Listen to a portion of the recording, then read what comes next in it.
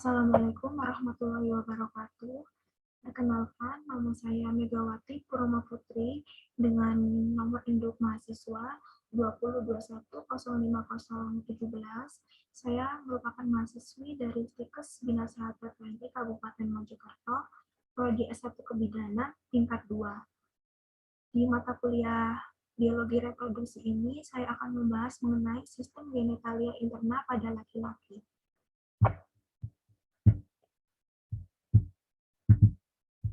Genitalia maskulina.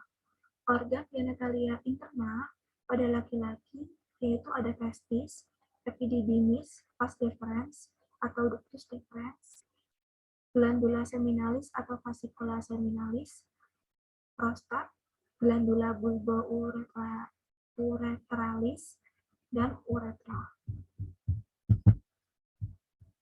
Ini merupakan struktur dari organ genitalia interna pada laki-laki. Yang pertama di sini ada testis. Testis bentuknya bulat, namun bukan bulat bundar ya, tapi bulat agak memanjang seperti itu. Dan ada epididymis yang bentuknya seperti bulan sabit ini yang seperti saya tunjukkan. Lalu ada ductus deferens, bentuk seperti saluran gitu ya. Lalu ada fascicula seminalis di sini, di bagian ini. Lalu menuju ke prostat. Di prostat ada namanya ductus ejaculatorius. Lalu dari prostat menuju ke glandula bulbouretralis. Kecil seperti ini, biasanya berwarna putih. Namun ini berwarna merah dan dekatnya berada di bawah prostat. Lalu ada uretra, yaitu saluran memanjang keluar di penis seperti ini, disebut dengan uretra. Pembahasan pertama yaitu testis. Testis bentuknya bulat dan agak memanjang. Seperti yang sudah saya katakan tadi, bulatnya bukan bulat bundar ya, namun bulatnya agak memanjang seperti telur. Itu ukurannya 4-4,5 cm kali 2 sampai 2,5 cm kali 2 sampai 2,5 cm. Beratnya 15 sampai 25 gram. Di bagian bulatnya agak memanjang, mempunyai bagian-bagian yaitu ekstremitas superior, ekstremitas inferior, margo anterior, dan margo posterior. Nah, saya jelaskan nih. Di dalam testis, di bagian-bagiannya tadi mempunyai bagian-bagian ini. Di testis, di bagian atasnya ini disebut dengan ekstremitas superior, dan di bagian bawahnya ini disebut dengan ekstremitas inferior. Di bagian depan dari testis ini disebut dengan margo anterior. Nah, testis ini kan bulat, namun agak pipih gitu kan. Nah, di depan ini, di bagian depan, namun pipih ini disebut dengan margo anterior. Dan di belakangnya, di bagian belakang pipi ini disebut dengan margo posterior. Setelah itu, di bagian menyamping, kanan di bagian tengah dan luar itu ada fasies, disebut dengan fasies. Di bagian tengah itu disebut dengan fasies medialis, dan di bagian luarnya disebut dengan fasies lateralis. Jadi saya ulangi, di bagian atas ada ekstremitas superior, di bagian bawah ada ekstremitas inferior, di bagian depan ada margo anterior, di bagian belakang ada margo posterior, di bagian pipi ke dalam itu ada fasies medialis, dan di bagian pipi luar itu disebut fasies lateralis. Fungsi dari testis yaitu sebagai penghasil sperma. Sperma yang telah dihasilkan testis dibawa naik menuju ke epididymis. Jadi, hal ini adalah testis yang berfungsi sebagai penghasil sperma. Lalu, setelah dihasilkan, lalu disalurkan ke epididymis ini yang bentuknya seperti bulan sabit. Lalu dialirkan ke ductus deferens atau vas deferens. Selanjutnya ada epididymis. Epididymis ini bentuknya seperti bulan sabit, panjangnya bisa kurang dari 7,6 cm. Epididymis mempunyai bagian-bagian yaitu kaput epididymis, korpus epididymis, dan cauda epididymis. Nah, ini sebagai gambaran dari epididymis ya.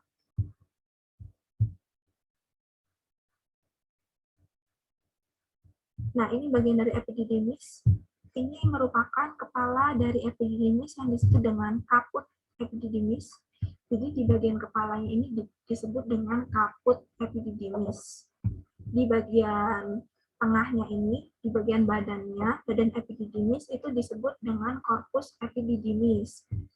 Dan ada lagi yang di bagian bawahnya ini, di bagian bawah epididymis, disebut dengan cauda epididymis. Jadi ada di bagian kepala disebut kaput epididymis, di bagian badannya disebut korpus epididymis, di bagian bawahnya disebut dengan cauda epididymis. Fungsi dari epididymis yaitu sebagai tempat pematangan sperma.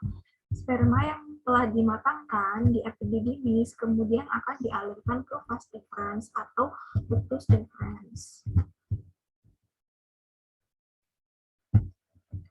Nah, jadi di bagian testis ini kan sebagai penghasil sperma. Nah, lalu disalurkan ke epididymis sebagai tempat pematangan sperma. Lalu dari epididymis ini akan dialirkan lagi menuju ke vas deferens atau ductus deferens. Ya, saluran dari vas deferens atau ductus deferens. Seperti itu. Nah, ini vas deferens atau ductus deferens. Di bagian dalamnya ada vas epididymis, berada di bagian dekat testis. Yang kedua ada vas funicularis, bagian dari funiculus spermaticus. Nah, funiculus spermaticus yaitu berhubungan dengan ductus deferens bersama arteri spermatica, plexus pampiniformis, atau anyaman vena, plexus nervosus spermaticus sebagai berkas. Sebelah luar diikuti oleh selabut-selabut otot seran lintang dengan arah memanjang membentuk lapisan longgar sebagai musculus cremastericale.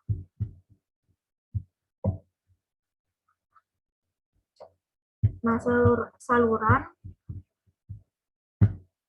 di vas deferens atau ductus deferens ini, saluran yang dimulai dari cauda epididymis ini naik ke arah ini, vas deferens atau ductus deferens, kemudian masuk ke dalam rongga pelvis berjalan ke arah belakang, yaitu ke vesica urinaria.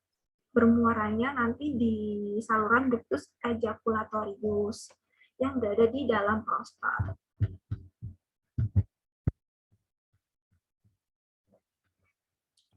Selanjutnya ada fascicula seminalis.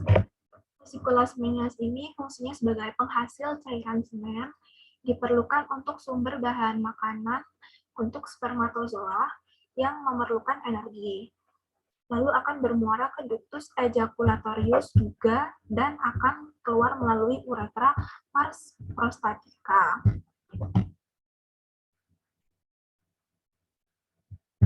Nah, funiculus spermaticus berhubungan dengan ductus deferens membawa aliran sperma meninggalkan testis menuju ke ductus ejaculatorius.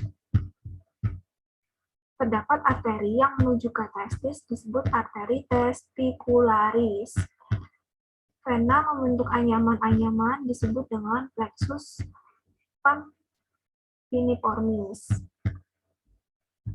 Selubung funiculus spermaticus mulai dari luar sampai ke dalam, yaitu ada fascia spermatica externa yang merupakan selubung paling luar ya. Selubung paling luar itu disebut dengan fascia spermatica externa. Lalu fascia spermatica yang membungkus musculus cremaster. Maksud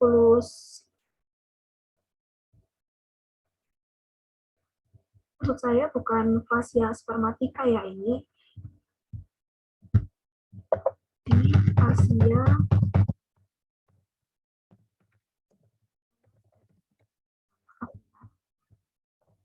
yang membungkus musculus cremaster. Yang ketiga ada fascia spermatica interna, yaitu yang selubung yang paling dalam.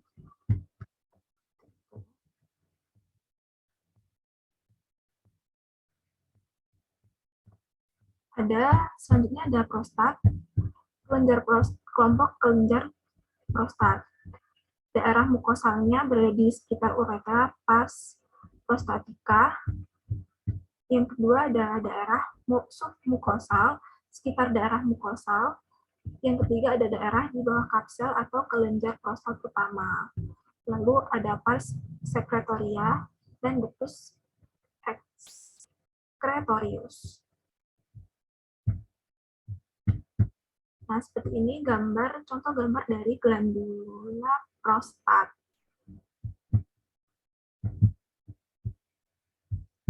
Selanjutnya ada glandula bulbouretralis.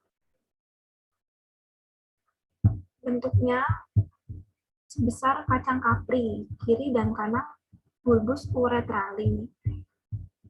Jadi bulbouretralis itu bentuknya seperti kacang ya, bulat seperti kacang kapri seperti itu. Terdapat pada kelenjar tubulo-alveolar. Pars secretoria ada epitel yang berbentuk gepeng, kuboid atau silindris, dan ada ductus excretorius, itu epitelnya silindris semu berlapis, bermuaranya di dalam uretra pars membranaceae.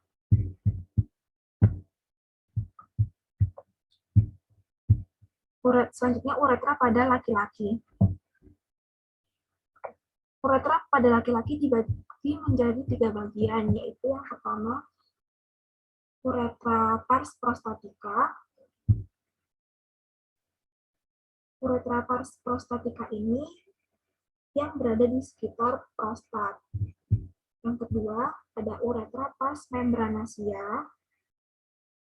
Uretra pars membranaceae ini berada di glandula bulbouretralis dan musculus sphincter uretra externa. Dan yang ketiga ada uretra pars cavernosa yang berada di bagian bawah.